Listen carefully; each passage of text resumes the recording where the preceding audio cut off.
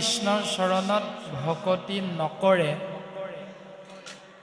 ৰাতি দিনে কেৱল কৰ্ম কৰ্ম বুলি, ধন টকা পইচা বুলি নিজৰ জীৱনটো ইফালৰ পৰা সিফালে লৈ ফুৰে, হয় তাৰ মূল উদ্দেশ্য এটাই, সেইটো হ'ল সুখ। সুখৰ আশায়ে কৰ্ম কৰে দুৰাশয়, তথাপিতো তাৰ দুখ সততে মিলয়। মনত ৰাখিবা, অ সুখ সুখ বুলি নৰ এনে বলিয়া, নেদেখিলে সুখ মুখ মাথো দুখ পায়া। হয়, আমি প্ৰত্যেক দিনাই বিচাৰোঁ কেৱল সুখ, কিন্তু পাওঁ মাথোন দুখৰ উপৰি দুখ। ইয়াৰ কাৰণ কি? কাৰণটো হ'ল ঈশ্বৰৰ চিন্তাৰ পৰা নিজক আঁতৰাই ৰখা। ভোগক আশায়ে কৰে নানা কৰ্মচয়, ৰাত্ৰি দিনে পুৰুষাৰ্থ সততে কৰয়, সিটো ভোগচয় শোকৰ আদি শৰীৰত, নিজ কৰ্মে আনি তাক মিলাৱে সতত। দিনে ৰাতিয়ে ভোগৰ আশা কৰি কৰ্ম কৰা শৰীৰধাৰী জীৱতত্বই শৰীৰটোৰ পৰা আত্মাতত্ব ওলাই যোৱাৰ পাছত সেই আত্মাতত্ব কৰ্মৰ ফল ভোগ কৰিবৰ বাবে হিতু ভোগচয় শোকৰ আদি শৰীৰত নিজ কৰ্মে আনি তাক মিলাবই সতত। সেইজনে গাহৰিৰ জন্ম ল'ব লগা হয়। এয়া প্ৰহ্লাদে লগৰীয়া শিশুসকলক উপদেশ দিছে। এতিয়া আমি চিন্তা কৰিব লাগে যে আমিও যদি কেনেবাকৈ ঈশ্বৰ চিন্তাৰ বিপৰীতে জীৱনটো আগবঢ়াবলৈ চেষ্টা কৰোঁ, তেতিয়াহ'লে আমিও মনুষ্য শৰীৰটো এৰাৰ পাছত আমি গাহৰিৰ শৰীৰত গৈ প্ৰৱেশ কৰিব লাগিব। ৰামে হেন ভোগে আশা কৰে নৰ দুৰাশয়, নজানয় আপোনাৰ দেহ পাত হয়, ঈশ্বৰক যিটো ভজিলে কহন্তে যেবে, পৰম গতিক সিটো পাইলে অন্তে তেবে। ওপৰত কৈ অহা সেই ভোগবিলাক যিজনে আশ্ৰয় কৰে সেইজনে হ'ল নৰৰ ভিতৰত দুৰাশয়, আৰু নাজানে যে এদিন দুদিনকৈ আমাৰ আয়ুসটো কমি গৈছে, জীৱনটো শেষ হৈ হৈ গৈ আছে। কিন্তু যিজনে ঈশ্বৰ চিন্তাৰে জীৱনটো আগবঢ়াইছে, ঈশ্বৰক যিটো ভজি লেক হন্তে যেবে, যেতিয়াই যেতিয়াই ঈশ্বৰ চিন্তাৰে জীৱন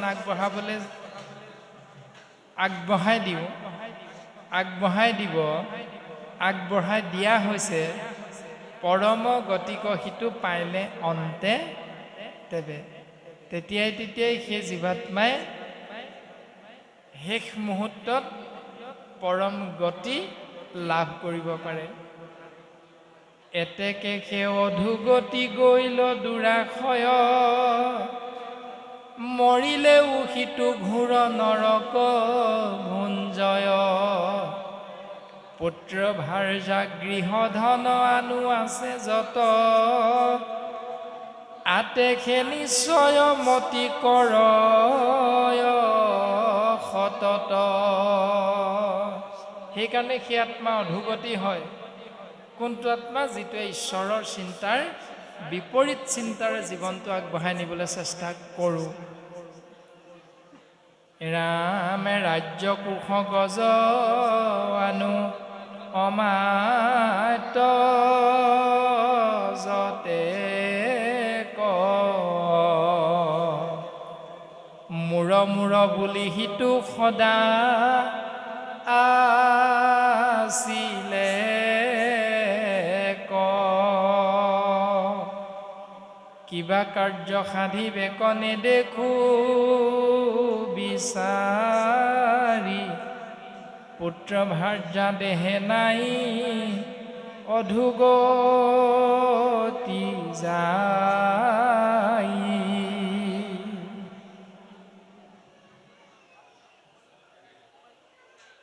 কিবা কাৰ্য সাধিবেক নেদেখো বিচাৰি পুত্ৰ ভাৰ্যা স্নেহে তাকক খাই লাৰি চাৰি যে সেই মোৰ লগৰীয়াসকল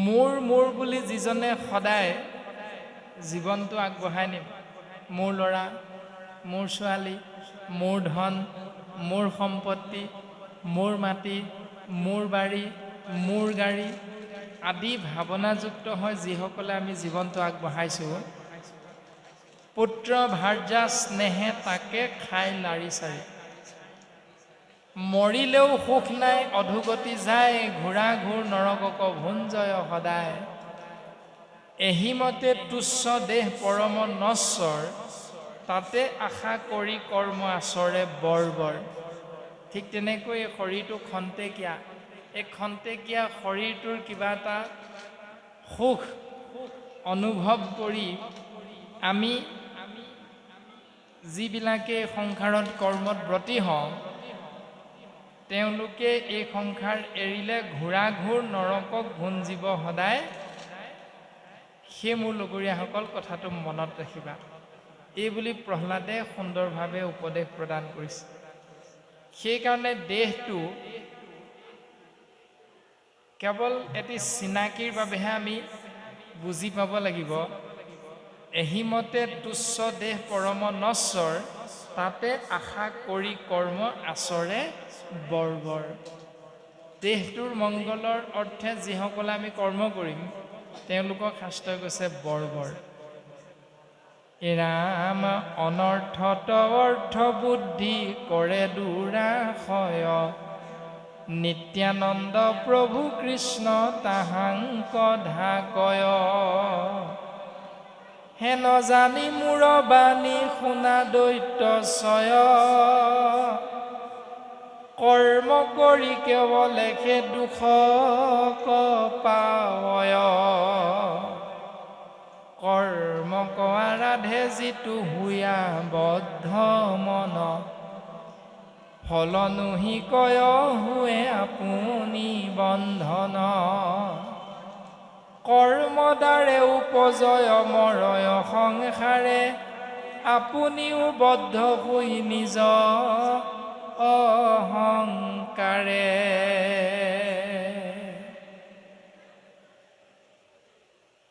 অনৰ্থত অৰ্থ বুদ্ধি কৰে দুৰাশয় বিনা কাৰণ এটাতে পইচা ঘটিব পাৰিম বুলি ভবাটো নিত্যানন্দ প্ৰভু কৃষ্ণ তাহাংক ঢাকয় নিত্য আনন্দৰ গৰাকী ঈশ্বৰ কৃষ্ণদেৱে তেওঁক লৈ যাবৰ বাবে বৰ বেছি সময়ৰ প্ৰয়োজন নহয় হেন জানি মূৰ বাণী শুনা দৈত্য জাক দৈত্য ছয় কৰ্ম কৰি কেৱলেহে দুখক পাৱয় যে সেই মোৰ লগৰীয়াসকল তোমালোকে শুনা কৰ্মৰ দ্বাৰা জীৱই কেৱল দুখৰ উপৰি দুখে লাভ কৰিব পাৰে গতিকে দুখ লাগে নে সুখ লাগে তাৰ পথ ইতিমধ্যে ভাগৱতৰ পদে আমাক প্ৰকাশ কৰিলে ৰামে কৃষ্ণক আৰাধে যিটো হুয়া বদ্ধ মন ফলনুহি কয় হুৱে আপুনি বন্ধন কৰ্ম দ্বাৰে উপজয় মৰয় সংসাৰে আপুনিও বদ্ধ হৈ নিজয় অহংকাৰে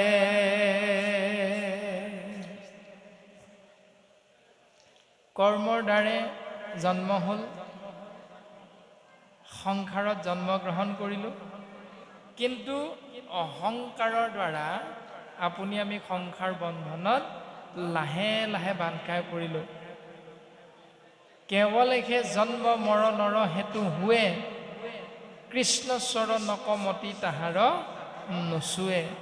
হেন জানি দৈত্য শিশু শুনিও বচন, কৃষ্ণ পাদ পদ্মে সবে লৈক শৰণ। সেই মোৰ লগৰীয়াসকল, জন্ম যে হৈছে আমাৰ, তাৰ উদ্দেশ্য হ'ল এদিন মৰিব লাগিব, অৰ্থাৎ মৃত্যুৰ অৰ্থেহে জন্ম হৈছে। আৰু মৃত্যু যে হ'ব, তাৰো মূল দৰ্শনটো হ'ল আকৌ জন্ম হ'বৰ বাবেহে মৃত্যু হ'ব। গতিকে এই সত্যক অনুধাৱন কৰিবলৈ চেষ্টা কৰা। হেন জানি দৈত্য শিশু শুনিও বচন, কৃষ্ণ পাদ পদ্মে সবে লৈক শৰণ। যে কৃষ্ণদেৱৰ চৰণ কমলত সুদৃঢ় বিশ্বাস কায় বাক্য মনে শৰণ গ্ৰহণ কৰা, আৰু তোমৰা হবে বিচৰা ধৰণে মংগল সাধন কৰিব পাৰিবা। কৃষ্ণ গোবিন্দ মা কৃষ্ণ। মোৰ লগৰীয়াসকল, তোমালোকে কৃষ্ণদেৱৰ চৰণ কমলত শৰণ গ্ৰহণ কৰা। ধৰ্ম অৰ্থ কাম মোক্ষ অধীন যাহাৰ। যিহেতু ধৰ্ম অৰ্থ কাম মোক্ষ এই চতুবৰ্গ এক ঈশ্বৰ কৃষ্ণদেৱৰ অধীন, সেইকাৰণে তান পাদ পদ্মে সবে কৰিওক সাৰ। তেওঁৰ চৰণত যদি সেৱা কৰা যায়, তেতিয়াহ'লে অনায়াসে ধৰ্ম অৰ্থ কাম মোক্ষ চতুবৰ্গ সাধন হয়। ও হৰিত শৰণ লয়া যিতু জন,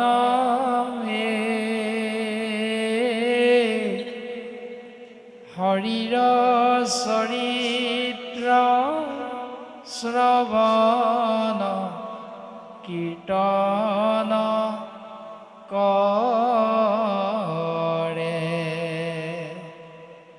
দুৰ্ঘোৰ অপাৰ সংসাৰ সাগৰ,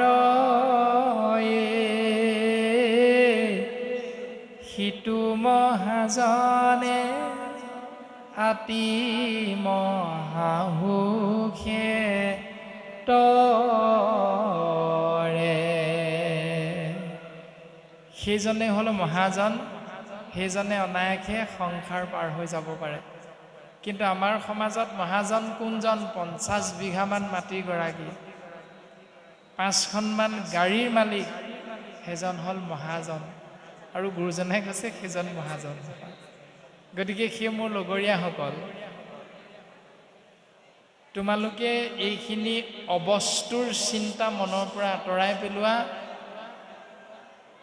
আৰু নিষ্কামে ভকতি কৰা টান দুই পাৱে, সংসাৰে তৰিবা তেবে আপোন স্বভাৱে। যে আমি নিজৰ স্বভাৱটো যদি ঈশ্বৰমুখী কৰিব পাৰোঁ, ভকতৰ সংগলৈ আগবঢ়াই নিব পৰা ব্যৱস্থা এটা যদি পালন কৰোঁ নিজে, তেতিয়াহ'লে সেই স্বভাৱটোৰ দ্বাৰাই জীৱ এই সংসাৰৰ পৰা স্বাভাৱিকতে তৰি যাব পাৰিব। সমস্তৰে সুহৃদয় যে কৃষ্ণ ভগৱান, সকলে ভূতৰে আত্মা প্ৰভু নাৰায়ণ। সকলো ভূতৰ আত্মা হ'ল কেৱল নাৰায়ণ, আৰু সেইকাৰণে সমস্তৰে সুহৃদ কৃষ্ণ তত্ত্ব। সমস্ত ভূতৰে প্ৰিয় নাৰায়ণ হৰি, অন্তৰ্যামী ৰূপে আছা জগতকে ধৰি।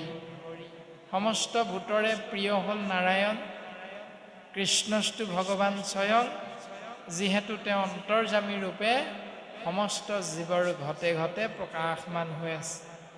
দেৱতা অসুৰ যক্ষ দানৱ যতেক, সিদ্ধ বিদ্যাধৰ আনু গন্ধৰ্ব অনেক, যেহি সেহি মুকুন্দৰ ভজুক চৰণে, এতে কতে মহাসুখী হৈবন্ত আপোনে। অৰ্থাৎ ভগৱন্তৰ নাম ভগৱন্তৰ নামত শৰণ গ্ৰহণ কৰিবৰ বাবে আমাৰ উপাধি কি, আমাৰ গাৰ বৰণটো কেনেকুৱা, আমাৰ শিক্ষাগত অৰ্হতা কিমান, কিমান ধন টকা পইচাৰ মালিক, এইটো নিৰ্ভৰ নকৰে কৃষ্ণদেৱৰ কৃপা লাভৰ বাবে। তেওঁৰ কৃপা লাভৰ বাবে এটাই পথ, যেহি সেহি মুকুন্দৰ ভজুক চৰণে। এনেকৈ যিজনে মুকুন্দৰ চৰণত শৰণ গ্ৰহণ কৰিব, এতেকতে মহাসুখী হৈৱন্ত আপোনে। তেতিয়াই সেই জীৱতত্ব মহা সুখী হৈ থাকিব পাৰে। এনেকৈ শিশু প্ৰহ্লাদে লগৰীয়াসকলক উপদেশ প্ৰদান কৰিছে, এতেকে আচাৰ জাতি নাহিকে তাহাত, ঈশ্বৰকে মাত্ৰ সদা ভজুক সাক্ষাৎ। দেৱ দ্বিজৰি খিতাক তাৰ নলাগে শুইবাক, নালাগে বহুত শাস্ত্ৰ তাকো জানিবাক, সদাচাৰ আদি যতে কোৱাছয়,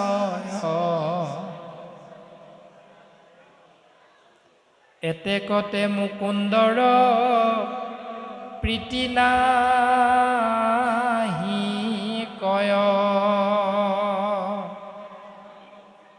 দেৱ দ্বিজ ঋষি তাৰ নালাগে শৈবাক, নালাগে বহুত শাস্ত্ৰ তাকো জানিবাক। তেওঁ দেৱতাও হ'ব নালাগে, ঋষিও হ'ব নালাগে, ব্ৰাহ্মণো হ'ব নালাগে, আৰু আনহে নালাগে বহুত শাস্ত্ৰ জনাৰো কোনো প্ৰয়োজন নাথাকে। সদাচাৰ আদি যতে আশ্ৰয়, এতেকতে মুকুন্দৰ প্ৰীতি নাহি কয়।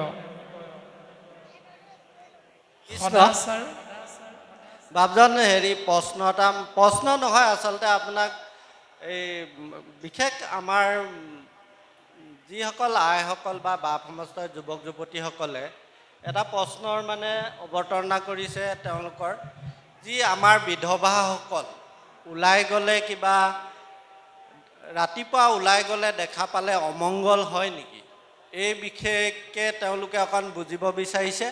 আৰু লগতে আমাৰ এই মল মাহত যে আমাৰ অনুষ্ঠান প্ৰতিষ্ঠানত যিসকল শ্ৰীমন্ত শংকৰদেৱ সংঘত অন্তৰ্ভুক্তি হৈছোঁ বা হৈ আছে, তেওঁসকলৰ বিশেষ নাই, তথাপিও আমাৰ ওচৰে পাঁজৰে গঞা ৰাইজ আছে, তেওঁসকলে কয় যে মল মাহত আমাৰ যিকোনো শুভ কাৰ্যবোৰ কৰাত অসুবিধা হয় অনুষ্ঠানত। সেইকাৰণে এই প্ৰশ্নটিৰ উত্তৰ দিব। আৰু লগতে দেৱহূতি মাতৃয়ে যেনেকৈ গৰ্ভধাৰণত আমাৰ আই মাতৃ যথেষ্ট আছে, এই শিশুসকল আমি কেনেকৈ উদযাপন কৰাব লাগে, সেই বিষয়ে অলপ ক'বলৈ মই অনুৰোধ জনাইছোঁ। কৃষ্ণ।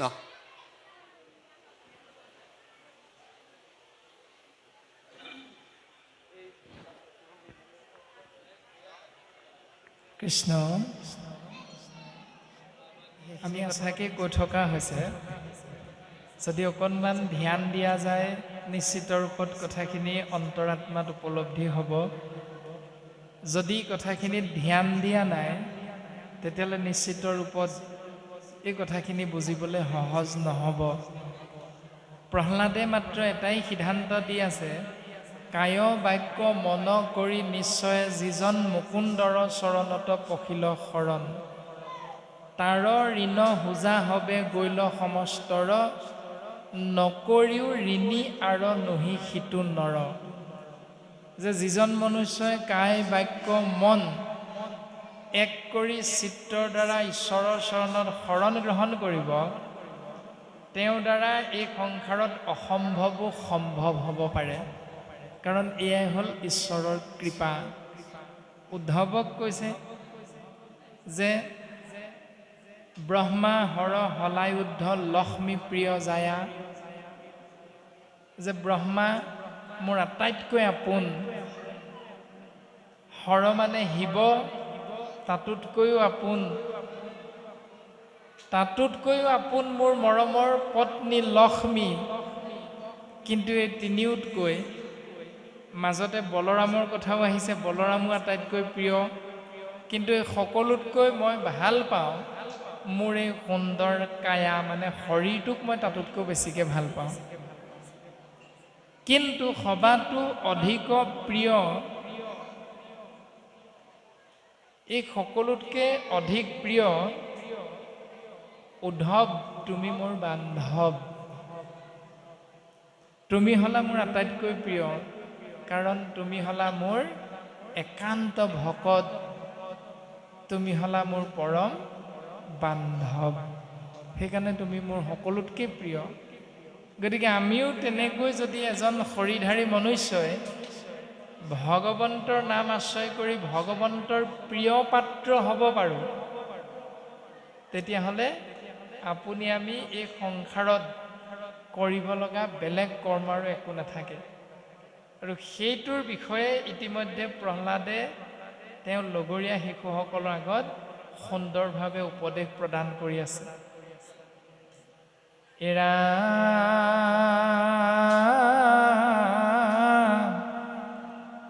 দেৱদ্বিজ ঋষি তাৰ নালাগে শৈবাক, নালাগে বহুত শাস্ত্ৰ তাকো জানিবাক। তেওঁ দেৱতাও হ'ব নালাগে, ব্ৰাহ্মণো হ'ব নালাগে, ঋষিও হ'ব নালাগে, বহুত শাস্ত্ৰ অধ্যয়নো কৰিব নালাগে ভগৱন্তৰ প্ৰিয় পাত্ৰ হ'বৰ বাবে। ভগৱন্তৰ প্ৰিয় পাত্ৰ হ'বৰ বাবে কাই মানে শৰীৰ, বাক্য, মন, চিত্ত ঈশ্বৰৰ চৰণত অৰ্পণ কৰাৰ জৰিয়তে জীৱতত্বই এই সংসাৰত সমস্তখিনি সিদ্ধি লাভ কৰিব পাৰে। এটি বৈষ্ণৱ সন্তান জন্ম দিব পাৰে ঈশ্বৰ উপাসনাৰ জৰিয়তে, এগৰাকী সুগৃহিণী হ'ব পাৰে ঈশ্বৰ উপাসনাৰ জৰিয়তে, এজন ভকত হ'ব পাৰে ঈশ্বৰ সেৱাৰ মাধ্যমেৰে, এজন বৈষ্ণৱ সন্তানৰ পিতৃ হ'ব পাৰে ঈশ্বৰ সেৱাৰ মাধ্যমেৰে। সকলো হ'বৰ বাবে, সিদ্ধি লাভৰ বাবে এটাই পথ, সেইটো হ'ল কেৱল ঈশ্বৰমুখী চিন্তা। আমি বাপজনাই কোৱা কথাখিনি চমুকৈ আগবঢ়াই দিয়া হৈছে যে কেৱল ঈশ্বৰ চিন্তাৰে জীৱনৰ বাট আগবঢ়াই নিবলৈ চেষ্টা কৰিলে জীৱৰ সমস্ত কাৰ্য সুন্দৰভাৱে সিদ্ধি হয়। এৰা দান তপ দেৱ পূজা শৌচ ব্ৰত চয়, অহিংসা নিয়ম হব দ্বাদশ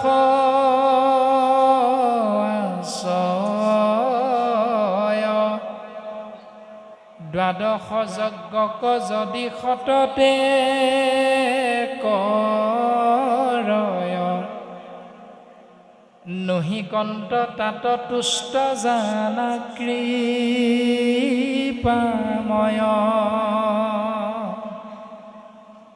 যদি দানো কৰিছা, গৌকুটি দানং গ্ৰহণেশ কাশী মাগে প্ৰয়াগে যদি কল্পবাসী, সুমেৰু সমান সুবৰ্ণ দানং ন তুল্যং গোবিন্দ নামং।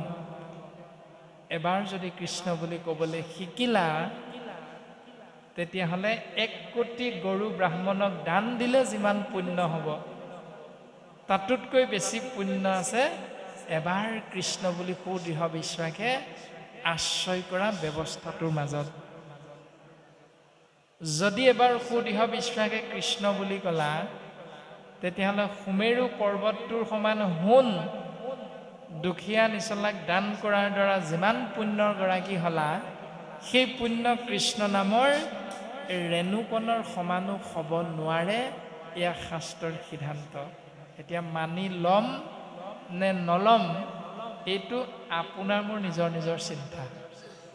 শাস্ত্ৰত কিন্তু সুন্দৰভাৱে এইখিনি জ্ঞানকে আমাক উপদেশ ৰূপত প্ৰকাশ কৰিছে। এৰাম নিষ্কাম ভকতি যিটো সততে কৰয় শুনিও যাহাত তুষ্ট দৈত্য শিশুচয় সেই দৈত্য শিশুসকল সেই মোৰ লগৰীয়াসকল নিষ্কাম ভকতি যিজনে সততে আশ্ৰয় কৰে তেবে তুষ্ট সুন্ত ভগৱন্ত দয়াময় অনায়াসে তেবে ঘূৰ সংসাৰ তৰয় যদি ভগৱন্তক বান্ধিব পাৰিলোঁ তেওঁৰ নামেৰে তেতিয়াহ'লে এই দুৰ্ঘোৰ সংসাৰৰ পৰা আমি অনায়াসে তৰি যাব পাৰিম আন দান ব্ৰত মানে বিড়ম্বনা মাত্ৰ নহি কয় সিটো নৰ মুকুতিৰ পাত্ৰ যদি এক দেৱ এক সেৱ একত বিনে নাই কেৱ এই পৰম সত্যক এৰি অন্য পথ আশ্ৰয় কৰোঁ কৰ্ম মাৰ্গ আৰু জ্ঞান মাৰ্গ তেতিয়াহ'লে ইয়াৰ দ্বাৰা জীৱ কেতিয়াও মুকুতিৰ পাত্ৰ হ'ব নোৱাৰে আৰু হ'বগৈ কি অ ৰাম কেৱলে সংসাৰে মাত্ৰ ফুৰিবে সদায় নিস্তে কহো সিটো নৰ নৰক যায় ঈশ্বৰৰ নাম আশ্ৰয় নকৰি যিজন আমি এনেই ঘূৰি ফুৰোঁ সেইজন পাছৰ জন্মত নৰকলৈ যাব লগা হয় অহে জানি দৈত্য সব মহুৰ বচন ভকতিক লাগি সবে কৰিও যতন আত্মজ্ঞানে ঈশ্বৰক দেখিও সততে সমস্তে ভূতৰে আত্মা আছা জগততে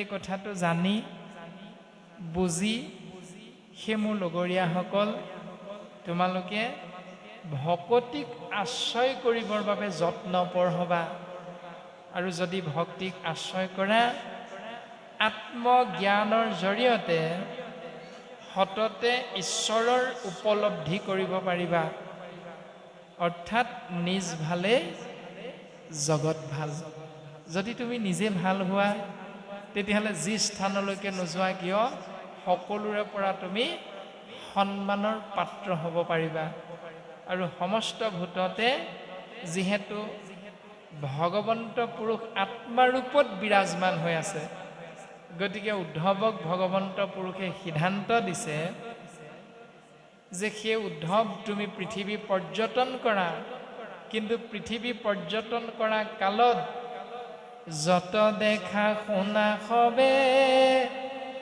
মায়াময় স্বপ্ন হম হৰিময় দেখি দূৰ কৰা মতি ভ্ৰম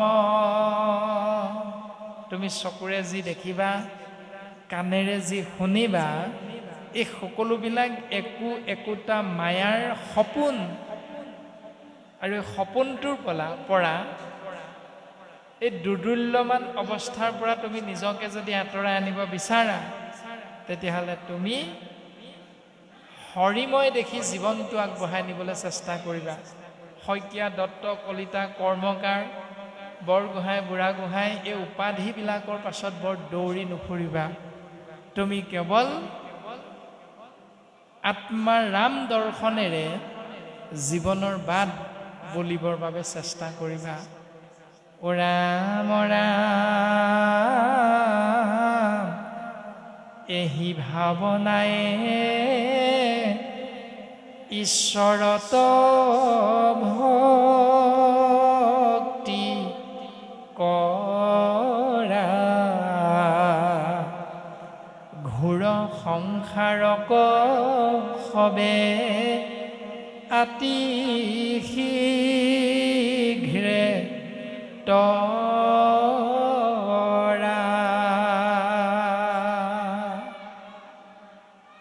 এই ভাৱনাই ঈশ্বৰত ভক্তি কৰিবা আৰু এই ঘোৰ মায়াময় সংসাৰৰ পৰা অতি সহজতে পৰিত্ৰাণ পাব পাৰিবা। সিদ্ধান্ত দিছে তেতিয়ালৈকে, কেতিয়ালৈকে,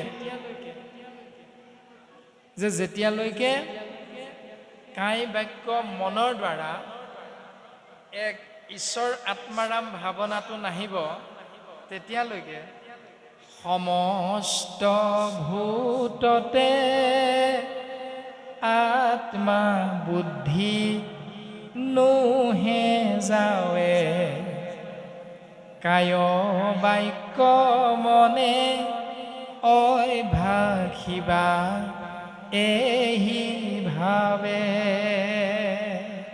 যেতিয়ালৈকে তোমাক গালি পৰা জনক কৃষ্ণময় দৰ্শন পাবগৈ নোৱাৰিবা, গালি পৰাৰ লগে লগে তুমিও ওলোটাই গালি পাৰিবলৈ আৰম্ভ কৰিবা, সেইটোৰ বিপৰীতে যেতিয়ালৈকে বোলে কৃষ্ণ ভাৱ, গালিনো কিয় পাৰিব লাগে, দোষটো আমাৰেই, গতিকে ইয়াৰ পাছত আমি এনেকুৱা আচৰণ কৰিবলৈ আৰু চেষ্টা নকৰোঁ দিয়ক, এইবাৰৰ বাবে আমাক ক্ষমা দিব। এনেকুৱা এটা দাস্য ভাৱনা যেতিয়ালৈকে আমাৰ হৃদয়ত জন্ম নহ'ব, তেতিয়ালৈকে কায় বাক্য মনে অভ্যাসিবা এহি ভাৱে, এই ভাৱনাটো দ্বাৰাই ঈশ্বৰৰ উপাসনাৰ বাবে নিজক আগবঢ়াই দিবা। বলিবাহা যক্ষে ৰক্ষে ঈশ্বৰক পাইবে, ইহাৰ তত্ত্বক শুনা দৈত্য শিশু হবে। হয়, যক্ষ ৰক্ষ ঈশ্বৰক পাইছে, ইয়াৰ তত্ত্বটো কি সেই দৈত্য শিশুসকল তোমালোকক আমি ক'বৰ বাবে আগবাঢ়িছোঁ, তোমালোকে শুনা। আমাৰ পাঠাচাৰ্য এই সমস্তখিনি কথা যুধিষ্ঠিৰৰ ৰাজসভাত আলোচনা হৈ আছিল। যেতিয়াই শিশুপালৰ বিনাশ হ'ল আৰু শিশুপালৰূপী দুষ্ট শক্তিৰ বিনাশ হোৱাৰ লগে লগে সেই আত্মাতত্ব কৃষ্ণস্তু ভগৱন্ত পৰমাত্মাত বিলীন হ'ল।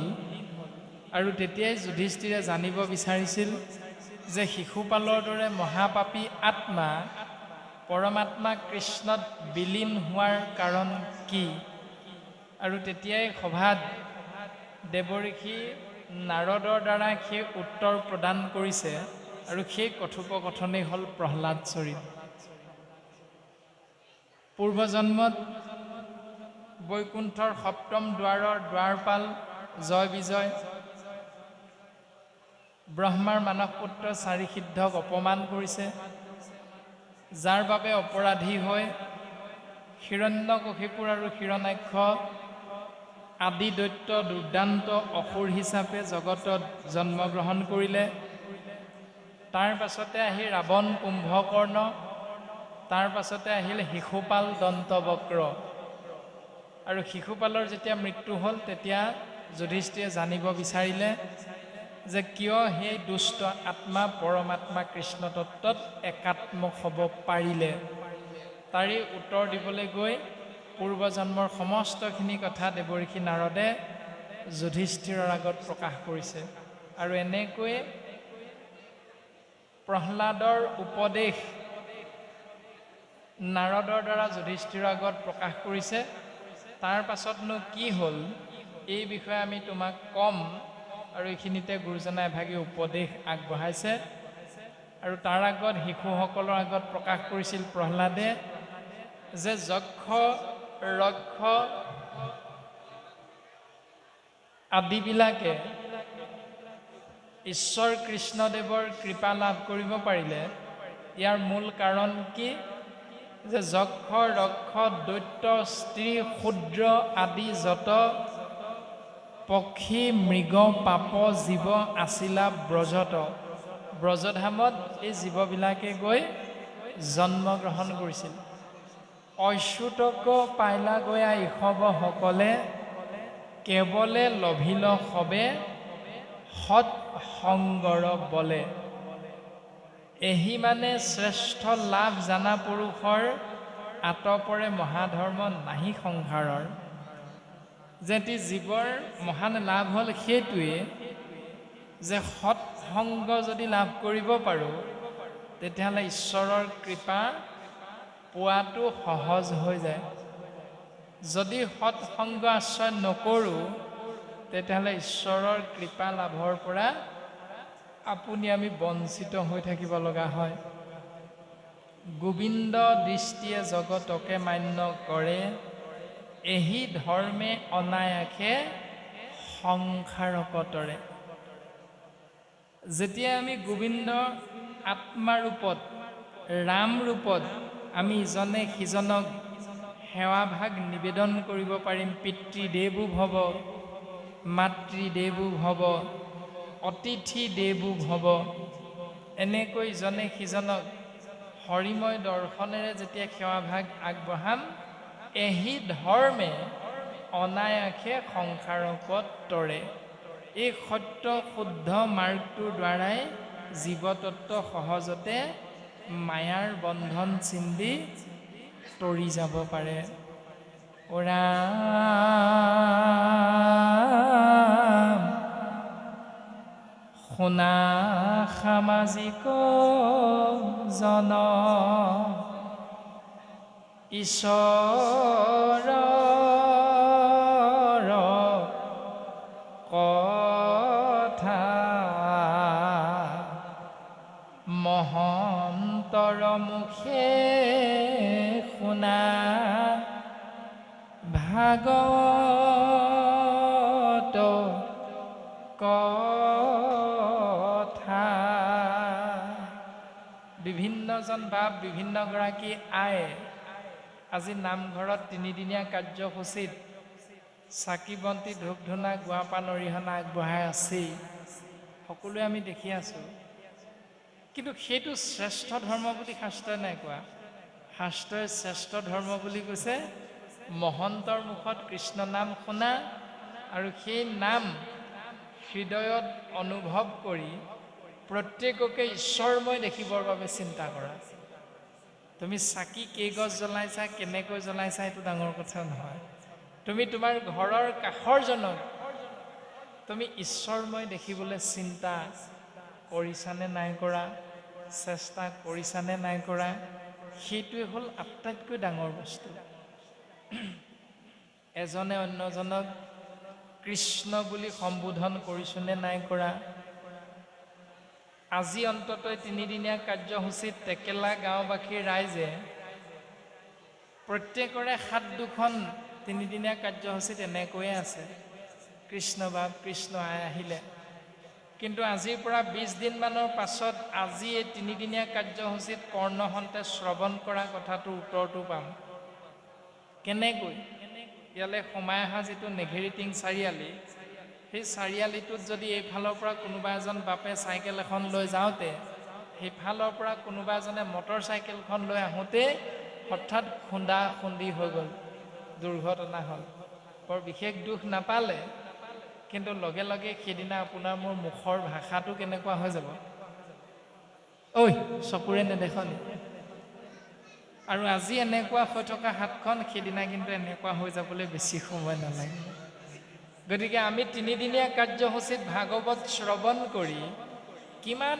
ভক্তি আমি হৃদয়ংগম কৰিব পাৰিলোঁ তাৰ দৰ্শন 15-20 দিনমানৰ পাছত আমি নিজে নিজে পাই যাম সেইটোৱে হ'ল মূল ভাগৱতৰ দৰ্শন যে কায় বাক্য মনে অভ্যাসী বা আহিভাৱে সেইদিনা যদি আমি মনটোক আজিৰ দিনটোলৈ মনত পেলাই দিব পাৰোঁ বোলে সেইদিনা বাপজনে মই একেলগে ভাগৱত শুনিছিলোঁ একেলগে তেওঁক আমি কৃষ্ণ বুলি কৈছিলোঁ আজি হেৰৌ হাত তই কিয় এনেকুৱা হৈছ এই বুলি যদি হাতক আমি এনেকুৱা নকৰি এনেধৰণৰ কৰিবৰ বাবে যদি নিয়ন্ত্ৰণ কৰিব পাৰোঁ মনটোক, তেতিয়া জানিবই তিনিদিনীয়া কাৰ্যসূচীৰ পৰা আমাৰ বিশেষ লাভ হৈছে। কিন্তু যদি সেইটোৰ বিপৰীতে প্ৰমাণটো লাগে, তেতিয়াহ'লে আকৌ এটা প্ৰমাণ আমি কোনদিনা পাম? যিদিনা সভাপতি সম্পাদক বাবদয়ে এই তিনিদিনীয়া কাৰ্যসূচীৰ হিচাপ নিকাচ দাখিল কৰিব। সেইদিনা সভাপতিভাৱে যেতিয়া বোলে এইকেইটা বেছি হৈছে, খেলি মেলি হৈছে হিচাপত, সম্পাদকক ভাল পোৱা বাপসকল এটা ফৈদ হ'ব, সভাপতিক ভাল পোৱা এটা ফৈদ হ'ব। এতিয়া যদি 2খন সমাজ আছে, তিনিদিনীয়া কাৰ্যসূচীৰ পাছত 4খন সমাজ হ'ব। ভাগৱত শুনি 3 দিনৰ পাছত আমাৰ জ্ঞানটো সেইটোৱে হৈ থাকে। প্ৰায় এইটোৱে হৈ আছে আমাৰ সমাজত জ্ঞান। গতিকে ভাগৱতে আমাক দিব বিচাৰিছে কি জ্ঞান, আৰু আপুনি আমি শুনি শুনি লৈছোঁ কি জ্ঞান। ইয়াৰ মূল কাৰণ হ'ল চাকি বন্তি জ্বলোৱা ব্যৱস্থাটোত বেছি গুৰুত্ব আৰোপ কৰা, তাৰপাছত চাহ তামোল খোৱাটোত বেছি গুৰুত্ব আৰোপ কৰা, তাৰপাছত ৰাতি বোলে সিদ্ধমুঠি ঘৰত নবনা, আৰু আজি ৰন্ধন নকৰোঁ, আজি ভাগৱতলৈ যাওঁ, সিদ্ধমুঠি তাতে গ্ৰহণ কৰিম। এই বুলি যিসকলে কেৱল আহিব লাগে কাৰণে আমি যাওঁ ভাগৱতৰ অনুষ্ঠানলৈ, তেওঁলোকৰ দ্বাৰাই নহ'বলগীয়া সেই কৰ্মবিলাক স্বাভাৱিকতে হৈ থাকে। আৰু গুৰুজনাই উপদেশ দিছে, ৰাম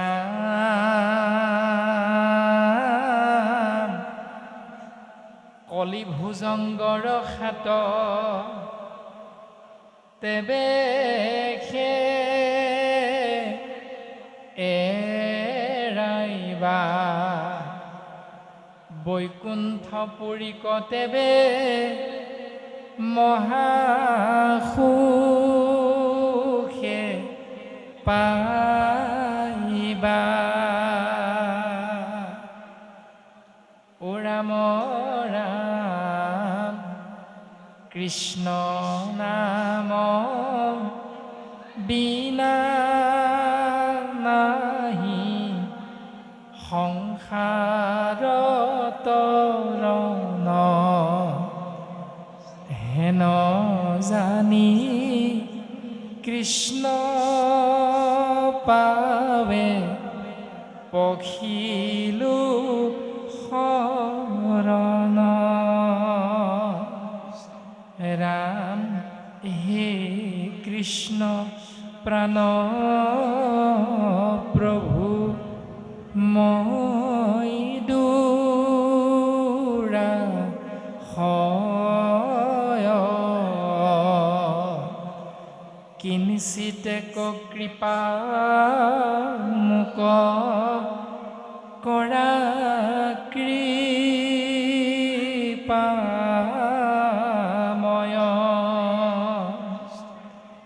তজু নাম মূৰ মুখে সতত আশয়, জানো তেবে মোক দায়া আছে দয়াময়। ৰাম নমো নমো কৃষ্ণ প্ৰাণবান্ধৱ মুৰাৰী, দুষ্ট ক্ষয়ংকাৰী জগতৰ ত্ৰিপুৰাৰী।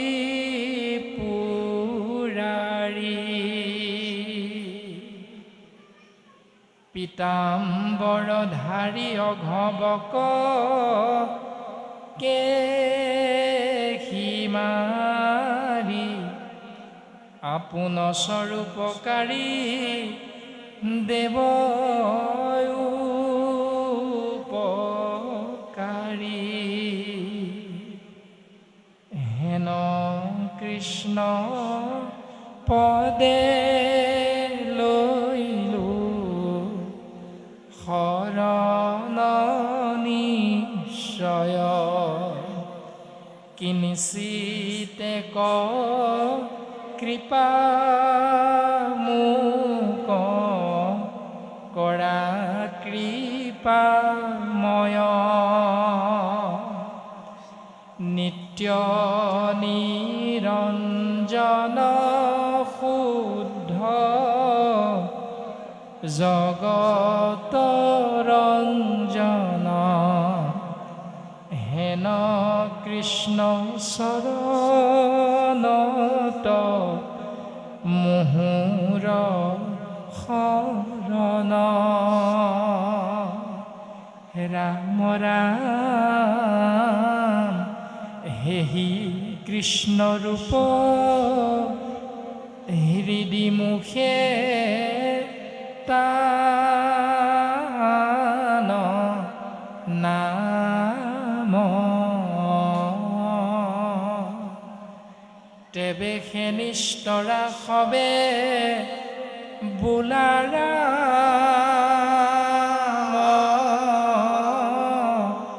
ৰাম কৃষ্ণ হৰি ৰাম